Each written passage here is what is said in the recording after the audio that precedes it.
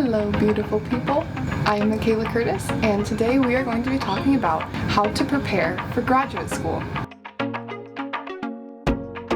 Of course you want to begin by knowing what field you want to go into. So assuming that you know what graduate program you're looking to go into, that's where we'll start.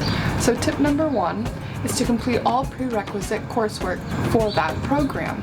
You don't have to complete a major that's directly related to your program of interest, but you definitely need to see what kind of courses you have to take that are required before you can enter that program.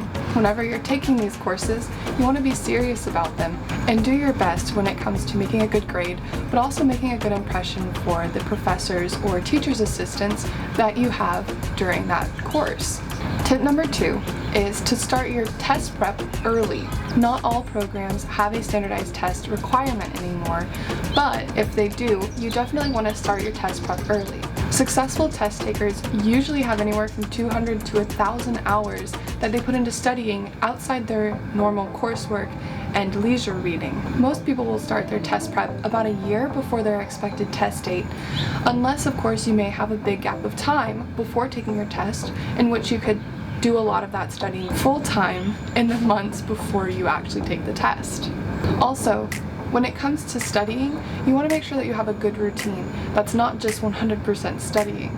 Like, let's say if you're going to study full-time before your test, make sure that you're spending at least a few hours a day to have to yourself to either meditate or read or go for a run, but you need to make sure that you're keeping your physical and mental health in check while you're doing the studying. Otherwise, it makes retaining the information that you're learning very difficult, so then regurgitating that back onto the test would be even more difficult. So make sure that you start your test prep early, but also be sure that you're taking care of yourself along the way. Tip number 3 is to get experience and be involved.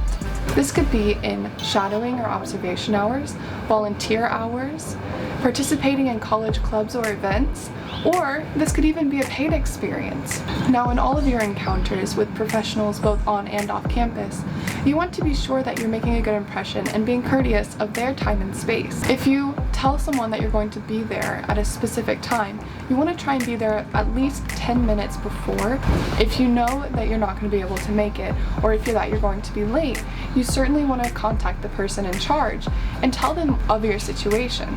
It seems very common sense, but there's a lot of people who don't remember to contact and communicate openly with the professionals that they're working with. Tip number 4 is to ask your letters of recommendation writers way in advance for their letter. This is going to take a lot of time out of their day and evenings to make sure that they write a really good letter for you. It doesn't happen overnight, so you want to be sure that you contact them at least 3 months before their letter is required to be sent in. Now, ideally, you want it to be 6 months or longer, just so that they have plenty of time to schedule it into their days or weekends, because they're of course busy individuals too. Now, when it comes to the number of letters that you have to get, most programs, like the PhD programs, will require at least 3 letters of recommendation. You want to try and submit as many as possible, as long as they're strong letters. Quality over quantity. Now, of those 3 letters for your PhD, you want to make sure that 2 of them are from faculty or research advisors.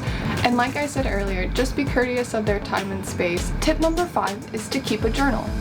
Now, this could be in the form of a formal journal, or it could even just be a log of the hours that you're working, who you're working with, what you're getting your experience in, and then maybe say 1 or 2 sentences about that experience on that day. This is so when you start applying for graduate school, you have an accurate log that you can reference when you're filling out these applications. Just do yourself a favor and keep some sort of journal or log along the way. Tip number 6 is to stay positive. This is not a sprint. This is a marathon that will lead into the rest of your life. Remember, this is the path that you are choosing for the rest of your life, so make it something that you enjoy doing every day.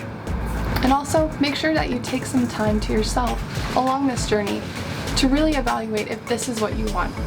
And whether you continue down this path or decide to make a complete U-turn, I wish you nothing but success and happiness throughout your journey. I have the tips summarized here on how to prepare for graduate school, And if you have any questions or comments, please reach out to me personally or leave a comment.